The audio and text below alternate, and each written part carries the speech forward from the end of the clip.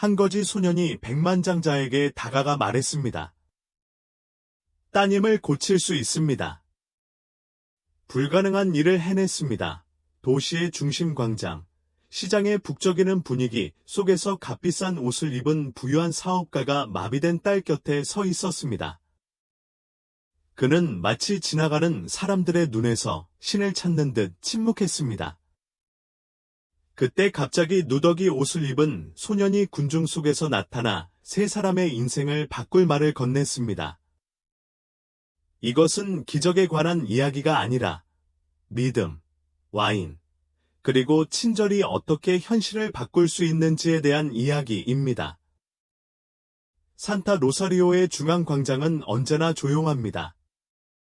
특히 분수에서 교회까지 기쁨이 넘쳐오르는 축제 날에는 더욱 그렇습니다. 음악, 솜사탕, 상인들의 환호, 그리고 연을 날리는 아이들의 소리가 축제 분위기를 자아냅니다. 하지만 이 모든 것 속에서 너무나 어울리지 않아 눈길을 끌면서도 당혹스러운 광경이 있었습니다.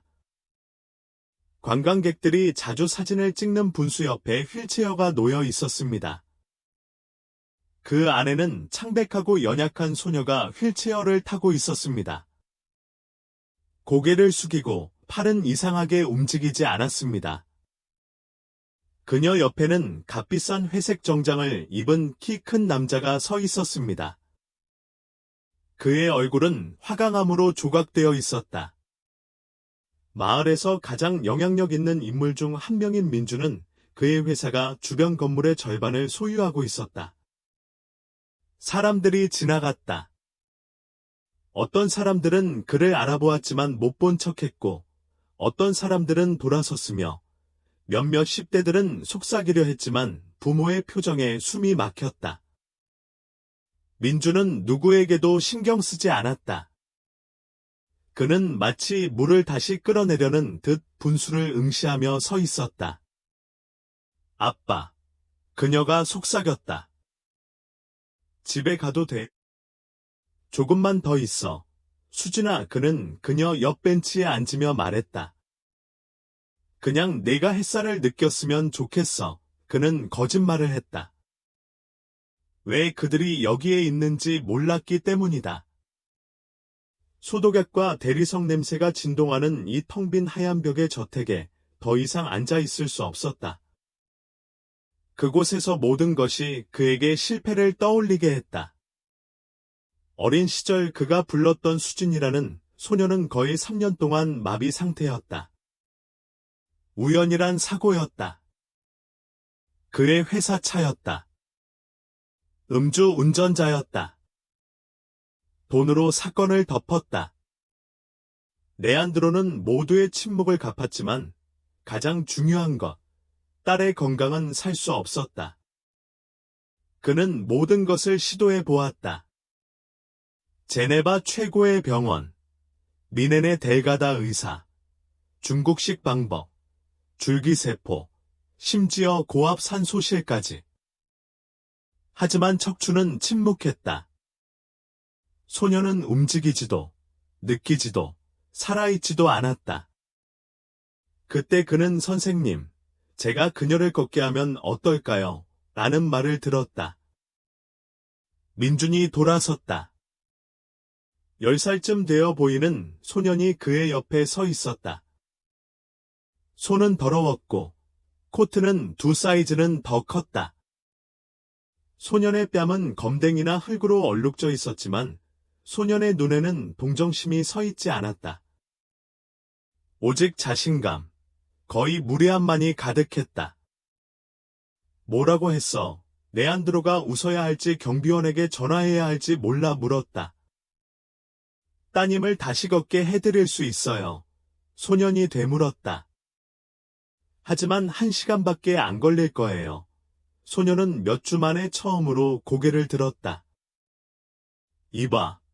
내가 뭘 할 수 있겠어? 의사야. 어릿광대잖아. 레안드로가 빙긋 웃었다. 따님 다리를 다시 걷게 하는 방법을 알아요. 그가 말했다. 기적을 약속하는 건 아니고 그냥 시도해 보고 싶을 뿐이에요. 침묵. 침묵이 너무 길었다. 아빠. 수진이 부드럽게 말했다. 제발 들여보내주세요.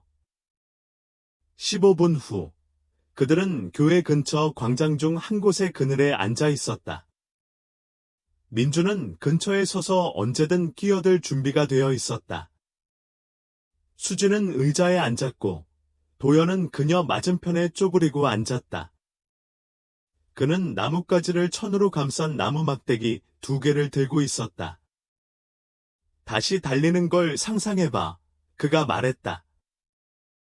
발꿈치가 땅을 간지럽히는 느낌, 다리 근육이 긴장되는 느낌을 기억해봐. 이 몸이 적이 아니라 아군이라는 걸 느껴봐. 그는 아이처럼 이상하게 말했다.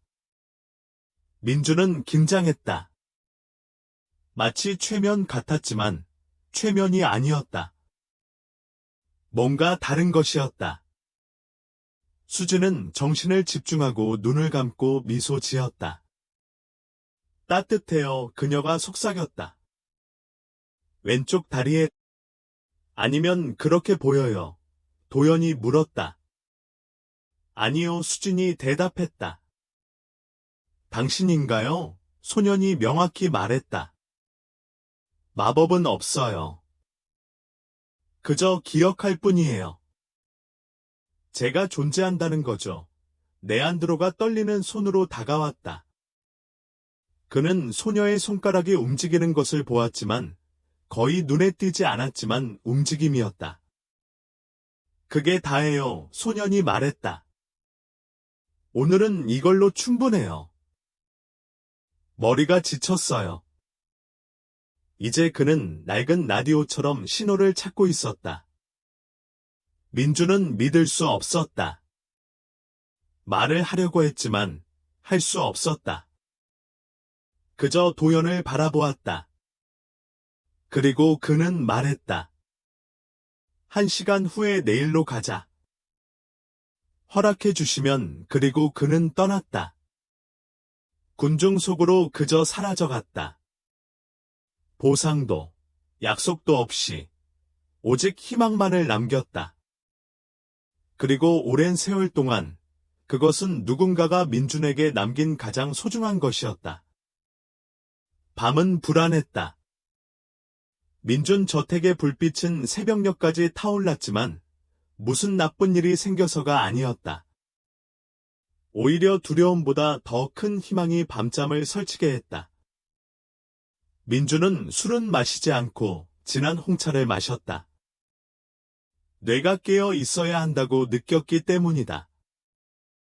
그의 사무실은 은은한 불빛으로 가득했고 수십 개의 파일, 진료 기록, 그리고 연구 자료들이 곳곳에 흩어져 있었다. 그들은 모두 같은 말을 했습니다. 완전히 회복할 방법은 없다고요. 그런데 갑자기 길거리에 한 소년이 딸을 웃게 하고 손가락을 움직이게 했습니다. 무슨 일이었을까요? 우연일까요? 자기 최면일까요? 아닙니다. 레안드로는 거짓과 진실을 구분할 줄 알았습니다. 그는 직감적으로 무언가가 정말로 일어났다는 것을 느꼈습니다. 하지만 그는 또한 이해했습니다. 모든 현실에는 기원이 있다는 것을.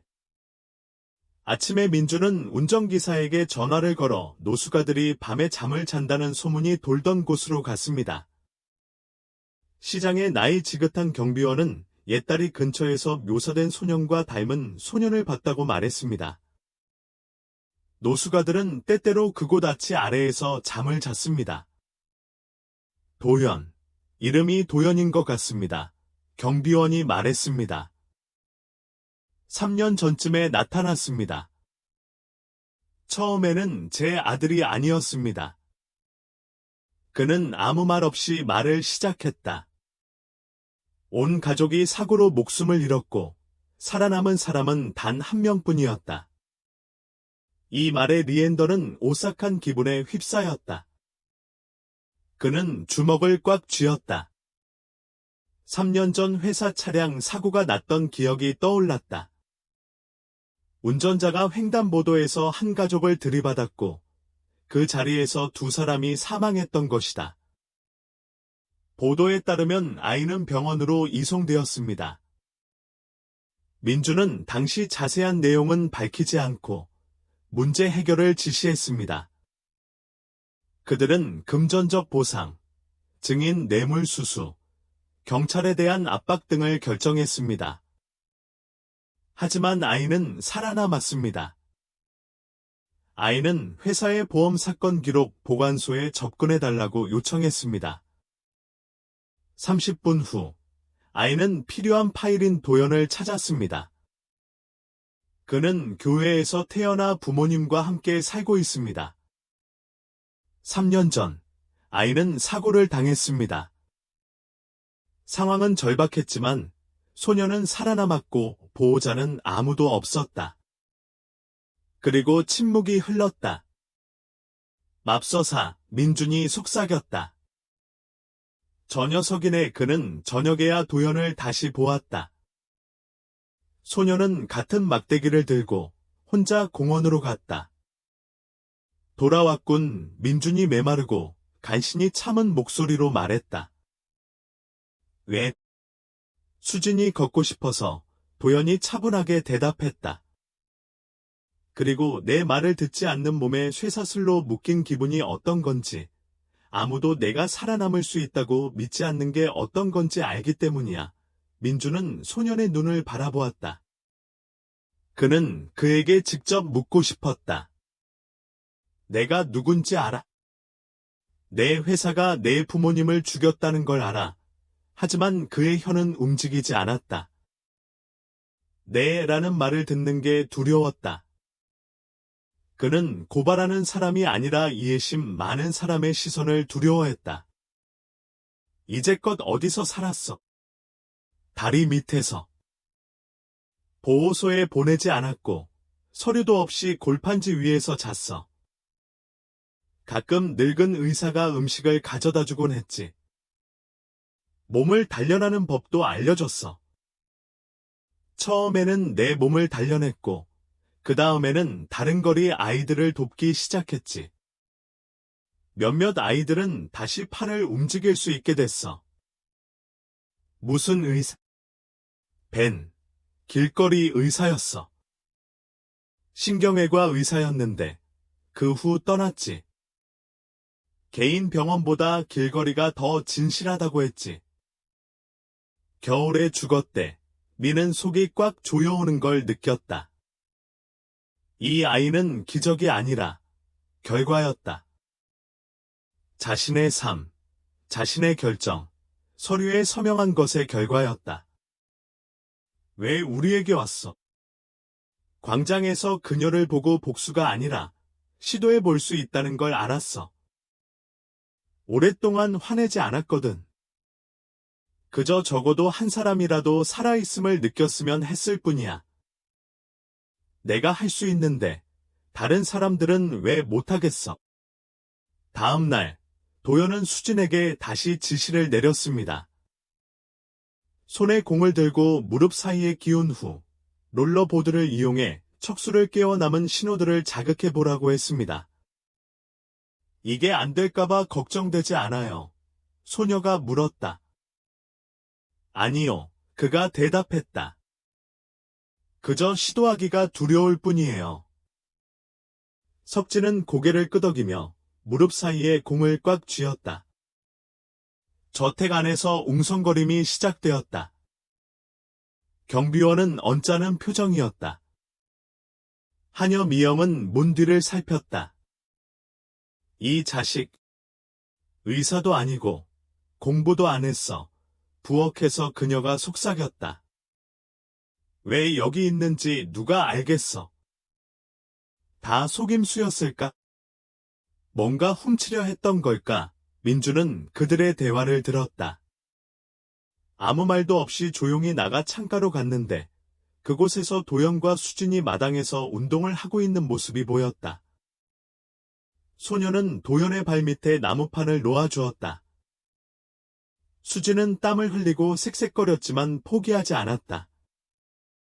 그는 도연에게 말했다. 아프지 않다는 걸 기억해. 육신은 자기 자신이 되는 법을 잊어버렸어. 일리안드라는 그가 쌓아 올린 모든 것이 딸의 눈에서 타오르는 불꽃보다도 못한 가치라는 것을 깨달았다. 그날 밤, 그는 도연을 만나러 갔다. 네가 누군지 알아. 내 회사가 관련되어 있다는 것도 알아. 과거는 바꿀 수 없어. 도연은 침묵하다가 말했다. 그리고 내가 누군지 알아. 처음부터 복수하려고 온 게 아니었어. 내가 용서할 수 있다면 언젠가 누군가 나를 용서해 줄지도 모른다는 생각에 도와주러 왔어요. 민주는 무슨 말을 해야 할지 몰랐다. 몇 년 만에 처음으로 그는 자신이 내 삶의 주인이 아니라 그저 인간일 뿐이라는 생각이 들었다. 연약하고 잘못을 저지르지만 여전히 살아있는 존재라는 생각이 들었다. 민준의 집에 다시 웃음소리와 발소리가 울려 퍼졌다. 물론 웃음이 가득 찬 것도 확신에 찬 웃음도 아니었다. 애써 우은 것이었다. 휠체어 바퀴 아래 나무가 스치는 소리, 칼 부딪히는 소리, 연습실에서 숨 쉬는 소리. 하지만 무엇보다 중요한 것은 아무도 들어본 적 없는 소녀의 목소리가 울려 퍼졌다. 수진이 다시 살아났다. 매일 아침 도연이 집에 온다. 처음에는 의심의 눈초리로, 그 다음에는 무관심으로, 그리고 이제는 노골적인 적대감으로 맞이한다. 20년 경력의 하녀 미영은 주인과 집에 헌신하며 특히 경계심을 늦추지 않는다. 어느 날 아침 레안드로가 아래층으로 내려와 커프스 단추를 고쳐줄 때 그녀는 그에게 민준 씨 라고 말했다. 경고하는데 이 녀석은 단순하지 않아요. 뭔가를 숨기고 있어요. 다들 뭔가 숨기고 있어. 미영 우민준이 쏘아붙였다. 너도 포함해서. 하지만 난 내 따님한테 막대기 들고 가서 뇌를 파먹을 생각은 없어. 그가 그녀의 머릿속에 무엇을 집어넣는지 당신은 몰라요. 그리고 만약 나쁜 일이 생긴다면 누가 책임져야 할까? 그는 침묵했다. 그는 알고 있었다. 나쁜 일이 생긴다면 그가 책임져야 할 것이다. 언젠가는 더 이상 알 수 없게 될 테니까. 그리고 도연이라는 소녀는 가족을 잃었다. 그 사이 훈련은 점점 더 어려워졌습니다. 도연은 2개의 의자와 밧줄로 기본적인 보행기를 만들었습니다. 수지는 줄을 당기는 법을 배우며 등과 복근을 쭉 뻗었다. 허리가 쭉 펴지는 게 느껴져요. 그녀가 속삭였다. 그래서 당신의 뇌는 당신이 하나의 통일된 존재라고 기억하는 거군요. 도연은 미소를 지었다. 왜 이러세요? 이 모든 게 어디서 났어요? 그는 잠시 멍해졌다. 인생이 내게 가르쳐 줬어요. 아무도 나를 일으켜 세워주지 않을 때 스스로를 일으켜 세우는 법을 배우게 되고 그 다음 다른 사람을 일으켜 세우게 된다는 거려. 집안 직원들이 말없이 항의했다. 설거지가 안 되는 것부터 시작해서 도연이 가져온 운동기구가 사라져 버렸다. 경비원 중 한 명이 명령을 이유로 아침에 그를 문 안으로 들여보내주지 않았다. 오해였어. 민주는 그 사실을 알고 차갑게 말했다. 이제부터 도연이는 우리의 손님이야. 외부인이지만 환영받는 존재지. 선생님, 미영이 끼어들었다. 아침에 민주는 운전기사에게 전화를 걸어 노숙가들이 밤에 잠을 잔다는 소문이 돌던 곳으로 갔습니다. 시장의 나이 지긋한 경비원은 옛딸이 근처에서 묘사된 소년과 닮은 소년을 봤다고 말했습니다. 노숙가들은 때때로 그곳 아치 아래에서 잠을 잤습니다. 도연. 아마 이름이 도연일 겁니다. 경비원이 말했습니다. 3년 전쯤에 나타났는데 처음에는 제 아들이 아니었습니다. 그는 아무 말 없이 말을 시작했다. 온 가족이 사고로 사망했고 생존자는 단 한 명뿐이었다. 그 말에 리엔더는 차갑게 꿰뚫리는 듯했다. 그는 주먹을 꽉 쥐었다. 3년 전 회사 차량 사고가 났던 기억이 떠올랐다. 운전자가 횡단보도에서 한 가족을 들이받았고 그 자리에서 두 사람이 사망했던 것이다. 보도에 따르면 아이는 병원으로 이송되었습니다. 민주는 당시 자세한 내용은 밝히지 않고 문제 해결을 지시했습니다. 그들은 금전적 보상, 증인 뇌물 수수, 경찰에 대한 압박 등을 결정했습니다. 하지만 아이는 살아남았습니다. 민주는 회사의 보험 사건 기록 보관소에 접근해달라고 요청했습니다. 30분 후, 그는 필요한 폴더를 찾았습니다.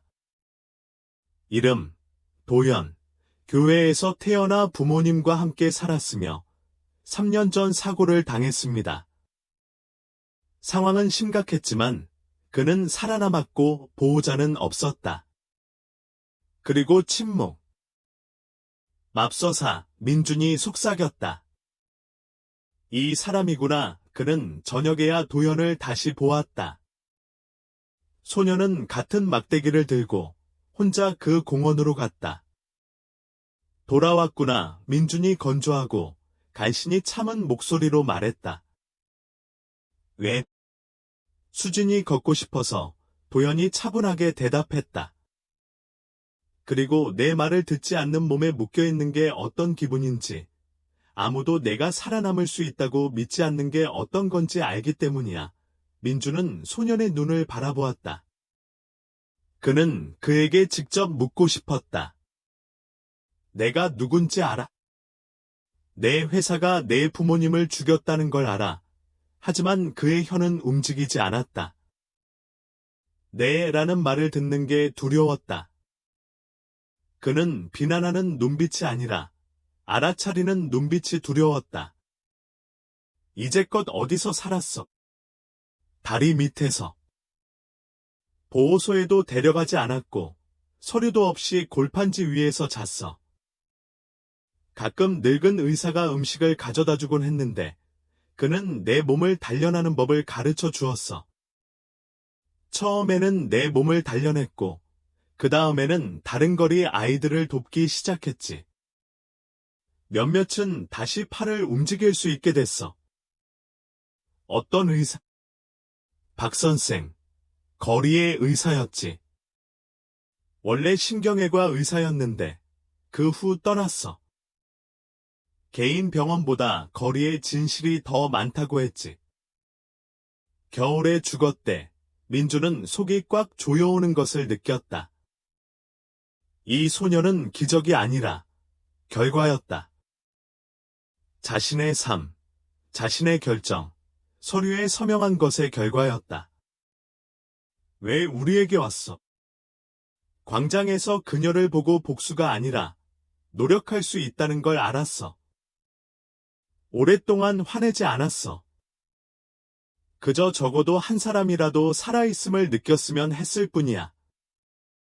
내가 할 수 있는데 다른 사람들은 왜 못하겠어? 다음 날, 도연은 수진에게 다시 지시를 내려 공을 잡고 무릎 사이에 끼운 다음 롤링보드를 이용해 척수를 깨우고 나머지 신호를 자극하라고 했습니다. 이게 안 될까봐 걱정되지 않아요. 소녀가 물었다. 아니요, 그가 대답했다. 그저 시도하기가 두려울 뿐이에요.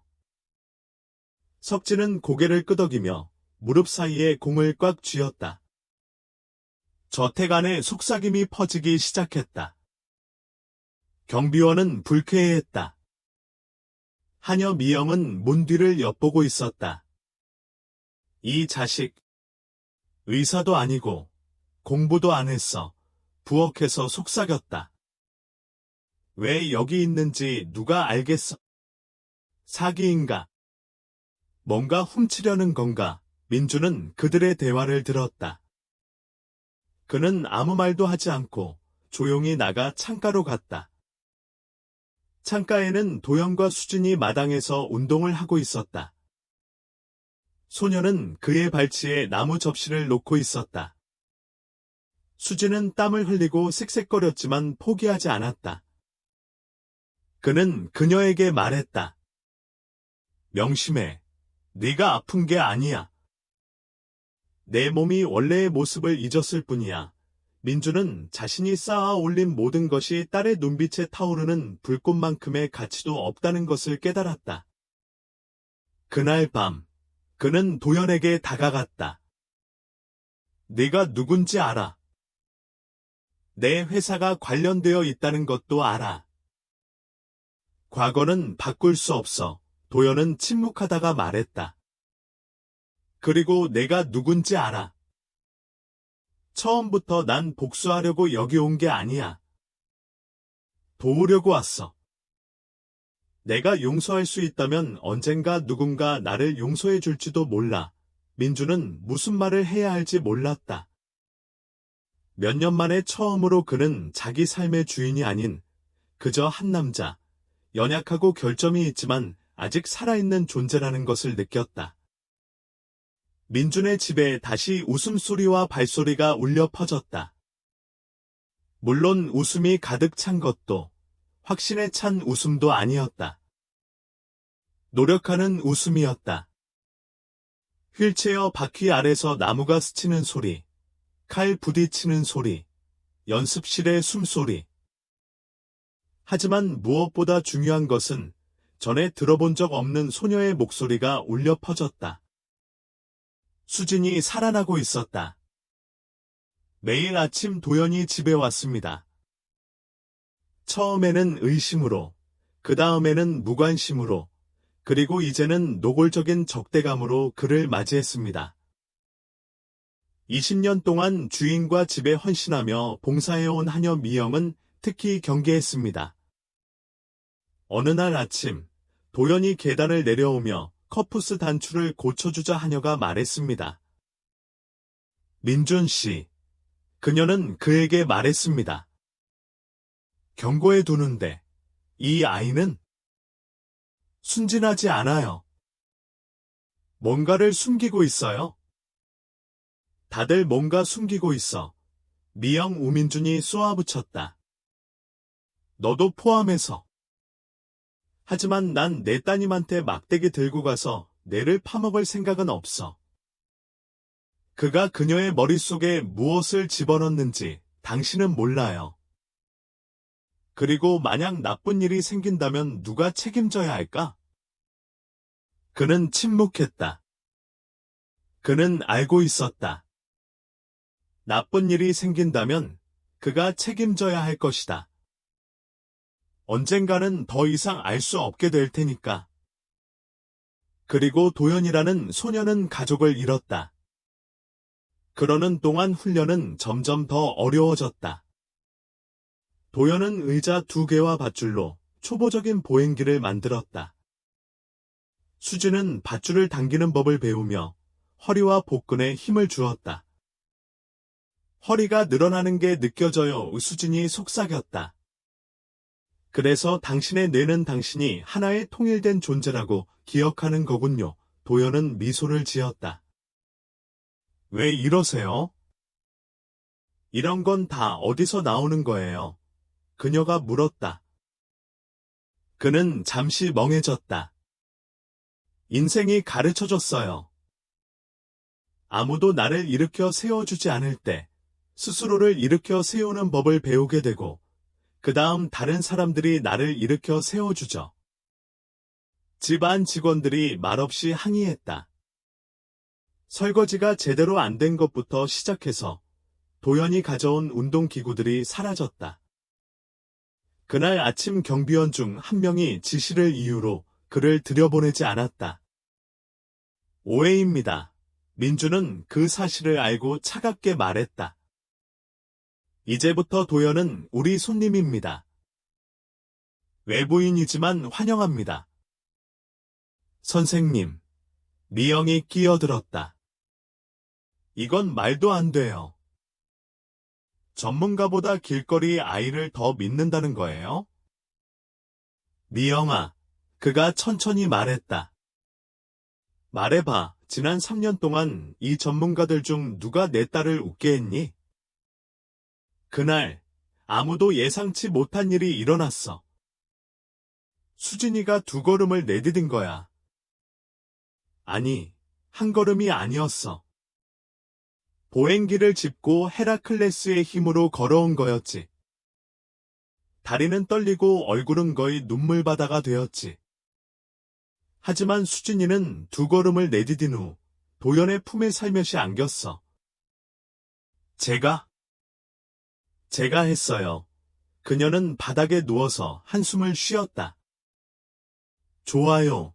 그는 미소를 지으며 말했다. 그리고 당신은 그보다 더 많은 것을 할 수 있을 거예요. 2뺨에 눈물이 콸콸 흘러내렸다. 문가에 서 있던 민주는 돌아섰다. 난생 처음으로 아이처럼 소리 없이 울었다. 하지만 기쁨은 오래가지 못했습니다. 다음 날 아침, 수진은 침대에서 일어날 수 없었습니다. 허리 아랫부분에 날카로운 통증이 밀려왔습니다.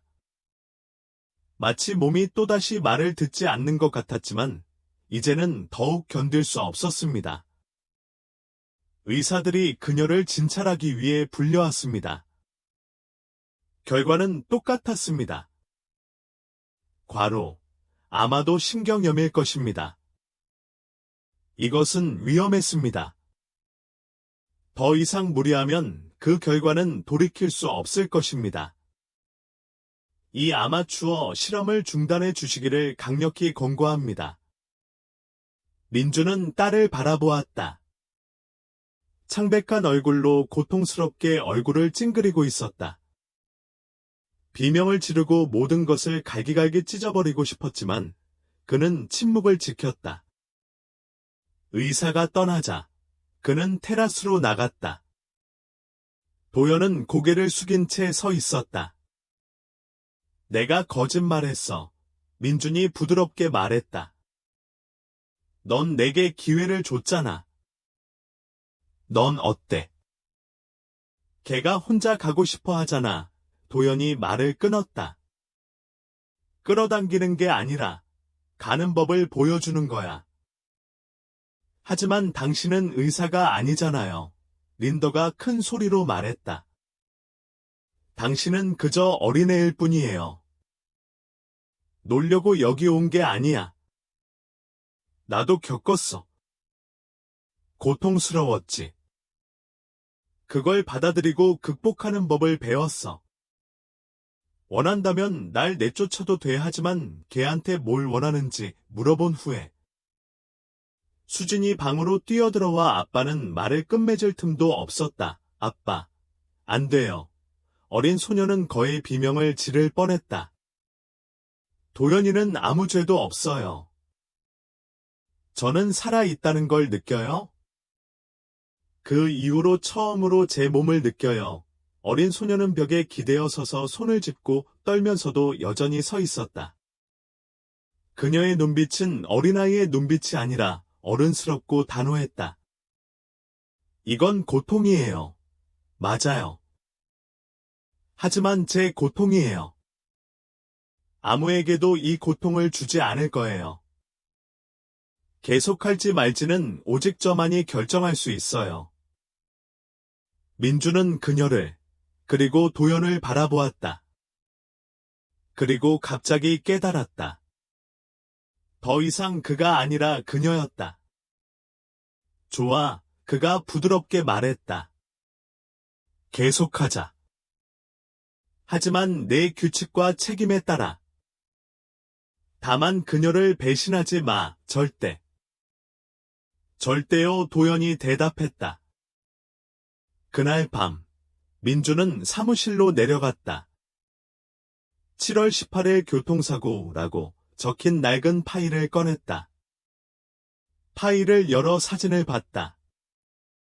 남자, 여자, 아이. 그는 파일을 벽난로에 태우고 옆에 앉아 재가 피어오르는 것을 지켜보았다. 다음 날 아침, 그는 도연에게 다가갔다. 모든 걸 듣고 싶어. 처음부터 끝까지 꾸밈없이 내 이야기를. 도연은 고개를 끄덕였다. 오늘 밤, 우리 둘뿐이야. 어떻게 된 일인지 말해줄게. 저녁은 조용히, 거의 경건하게 다가왔다. 마치 바람과 새들이 오늘 민준 저택에서 무슨 일이 벌어질지 알고 있는 듯했다. 분수 옆 정원, 등불 아래 두 사람이 앉아 있었다. 도시의 부유한 남자, 겉으로는 내성적이고 자신감 넘치지만 속으로는 상처받은 남자, 그리고 수수한 코트를 입고 낡은 운동화를 신은 소년이었다. 하지만 모든 일이 이미 벌어졌기에 두려워할 것이 없다는 듯 보였다. 말해봐, 음인준이 말했다. 날 아끼지 마. 도연은 잠시 침묵하며 물을 내려다보더니 밋밋하고 자책하는 목소리로 말을 시작했다. 저는 교회에 있는 집에서 어머니, 아버지와 함께 살아요. 가난하지만 충분히 잘 살고 있어요. 아버지는 건설 노동자로 일하시고 어머니는 바느질을 하세요. 매주 일요일마다 공원에 가요. 그날 아버지는 침을 삼키셨어요. 우리는 횡단보도를 건너고 있었는데 저는 어머니 손을 잡고 있었어요. 그는 잠시 눈을 감았다. 번개처럼 강타당했다. 엄마는 그 순간 쓰러졌다. 나도 엄마 옆에 쓰러졌다. 아빠, 안 보여요. 기억나는 건 귀가 울리고 누군가 비명을 지르는 소리뿐이었다. 그리고 침묵이 흘렀다. 누가 운전했나요? 민주는 답을 알고 있었지만 조용히 물었다. 대기업 직원이었다고 했다. 그는 술에 취해 있었지만 사건은 침묵으로 일관했다. 병원 의사들이 모든 걸 어떻게 처리할지 얘기하는 걸 들었어요. 그때는 이해가 안 됐어요. 민주는 고개를 숙였다. 병원에 일주일 동안 입원시켜 놓고는 그냥 퇴원시켰어요. 입원할 곳도, 보호자도, 서류도 없다고 하면서요. 거리를 헤매고 계단과 복도에서 밤을 지새웠어요. 말을 못해서가 아니라 말하고 싶지 않아서였죠. 이야기할 사람이 아무도 없었어요. 그는 마치 보이지 않는 무언가를 쥐고 있는 듯 손가락을 꽉 쥐었다. 한 번은 폐렴으로 거의 죽을 뻔했어요. 다리 밑에 누워서 죽을 것 같았죠. 그런데 한 남자가 다가왔어요. 코트를 입고 가방을 든 노인이었죠. 약을 주고 몸을 녹여주었어요. 자기 이름이 박선생 박사라고 하더군요. 예전에는 신경외과 의사였지만 병원에서 은퇴했다고 하더군요. 왜요? 미연이 부드럽게 물었다. 그가 말했어요. 거기서는 몸을 치유하고 거리에서는 영혼을 치유하니까요. 도연은 시선을 돌렸다. 그의 목소리가 작아졌다. 맞아요. 박 선생. 그는 제게 일어설 수 없을 때에도 강해지는 법, 다시 몸이 스스로를 믿게 하는 법을 가르쳐 주었어요. 저처럼 다친 사람들을 서류 없이 무료로 직접 치료해 주었죠.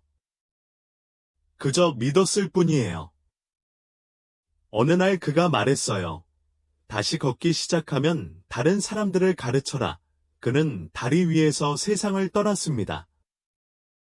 그가 심장마비를 겪었을 때 저는 그 자리에 있었습니다. 고요만이 감돌았습니다. 분수만이 마치 적절한 말을 고르듯 평화롭게 속삭일 뿐이었습니다. 내 차가 남긴 길을 걸었어. 도연이 말했다. 널 따라간 것도 복수하려고 한 것도 아니야.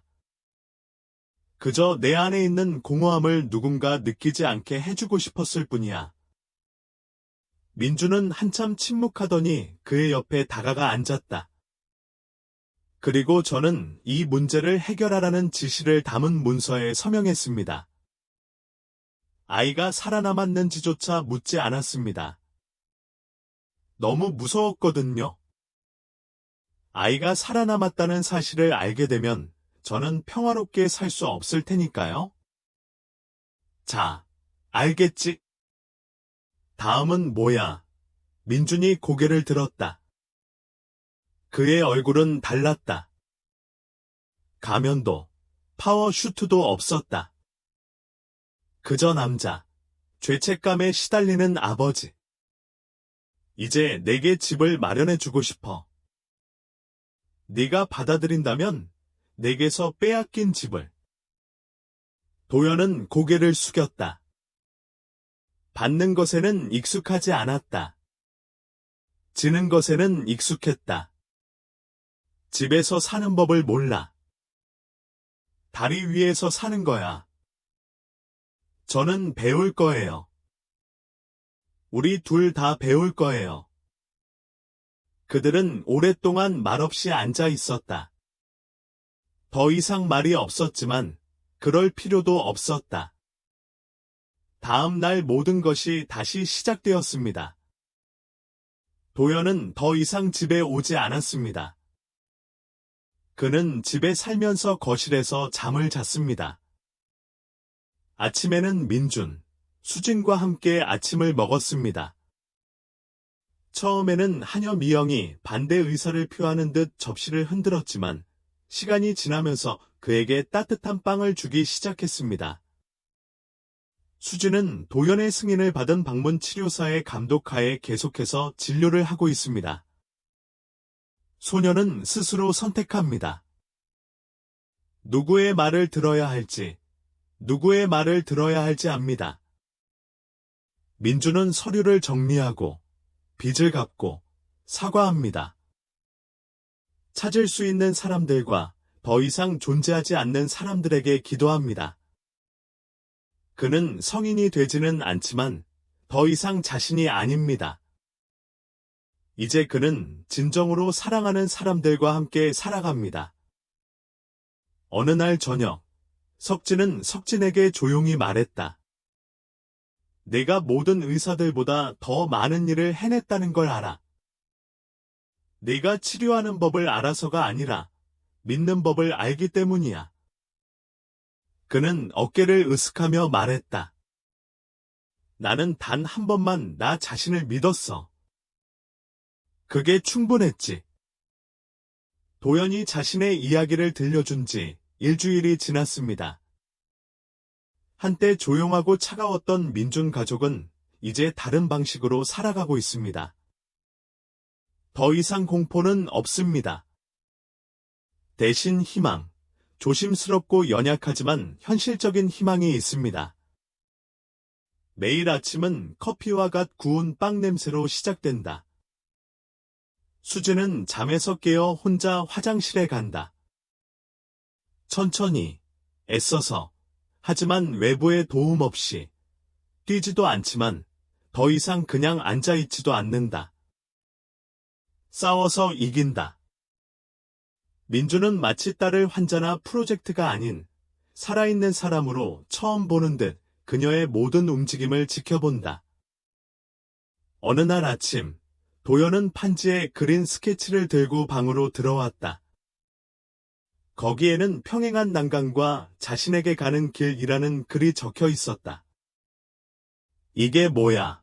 선이 놀라서 물었다. 프로젝트입니다. 여러분 같은 분들을 위해 마당에 난간과 운동기구가 있는 달리기 트랙을 무료로 만들고 싶어요. 그러면 고통받는 아이들 누구나 와서 체험할 수 있을 거예요. 만약 효과가 없다면 어떡하죠? 그녀는 약간 두려워하며 물었다. 도와주시면 감사하겠습니다. 서연은 천천히 연필을 집어들고 그림에 포기하지 않는 자들을 위해 라는 문구를 새겼다. 서연은 처음에는 조용히 도면을 바라보다가 고개를 들었다. 제가 이걸 후원해 드릴까요? 아니요, 도연이 대답했다. 당신이 이 일에 참여하길 바랍니다. 민주는 미소 지었다. 몇 달 만에 처음으로 자유로움을 느꼈다. 그래서 우리는 팀이고 집에 왔구나. 2주 후 공사가 시작되었습니다. 마당에 있던 오래된 화단을 철거하고 콘크리트를 타설했습니다. 첫 번째 난간은 수작업으로 용접했습니다. 건축가는 프로젝트를 보고 이렇게 말했습니다. 이건 재활센터가 아니라 상징이에요. 건물을 짓는 동안 아이들이 왔어요. 처음에는 구경만 하다가 나중에는 실험도 했죠. 도연 씨는 직접 가르쳤습니다. 의학에 대한 이야기가 아니라 호흡, 신앙, 인내심에 대한 이야기였습니다. 그는 한 걸음은 한 발이 아니라 할 수 있다는 생각이야 라고 말했다. 임시 재단 설립 소식을 접한 의사들은 다시 항의했습니다. 지역 언론의 여러 기사에서 민준이 비과학적인 접근 방식을 취했다고 비난했습니다. 한 정치인은 이를 고통의 징후라고 불렀지만 수진은 아무런 도움 없이 카메라 앞에 섰습니다. 저는 결과물도 아니고 실험 대상도 아닙니다. 의식 때문이 아니라 이 일을 겪고도 원망하지 않는 사람 덕분에 다시 살아있음을 느낄 수 있는 사람입니다. 그러자 비평가들은 사라졌고 첫 발을 내디디려 했던 사람들만 남았습니다. 놀이터가 정식 개장한 날, 수진 씨는 흰 셔츠에 머리를 포니테일로 묶고 울타리 쪽으로 나섰습니다. 수십 명의 아이들과 부모님, 그리고 기자들이 그녀를 지켜보고 있었습니다. 근육을 긴장시킨 수진 씨는 한 걸음, 또 한 걸음 내딛고 무릎을 꿇었지만 여전히 미소를 지었습니다. 이게 승리인가요? 청중 중 누군가가 물었다. 이제 시작이에요. 도연이 대답했다. 저녁 무렵, 이미 어두워졌을 때 수진, 도연, 민준 셋은 벤치에 앉았다. 등불의 불빛이 예전처럼 창문에 반사되어 바로 그 광장의 분수에 닿았다. 아직도 다리로 가고 싶어. 민준이 물었다. 아니요, 도연이 대답했다. 하지만 제가 직접 만들었어요. 민준은 이건 제가 해본 어떤 일보다 더 많은 일이에요 라고 말했다. 도연은 그를 바라보며 말했다. 아니, 넌 스스로 인간이 된 거야. 그게 가장 어려웠어. 따뜻한 침묵. 어둠은 없다. 존재하지 않는 집은 벽의 형태로 나타나지 않고 사람들의 모습으로 나타난다. 감히 믿는 사람들, 진실로부터 도망치지 않는 사람들, 용서하는 법을 배우는 사람들. 그리고 어느 날 누군가가 다시 물었습니다. 도연, 너 마법사 아니지? 그는 빙긋이 웃으며 말했다. 아니요. 저는 그저 고통이 끝이 아니라는 걸 알고 있을 뿐입니다. 때로는 고통이 시작일 수도 있죠. 맞아요.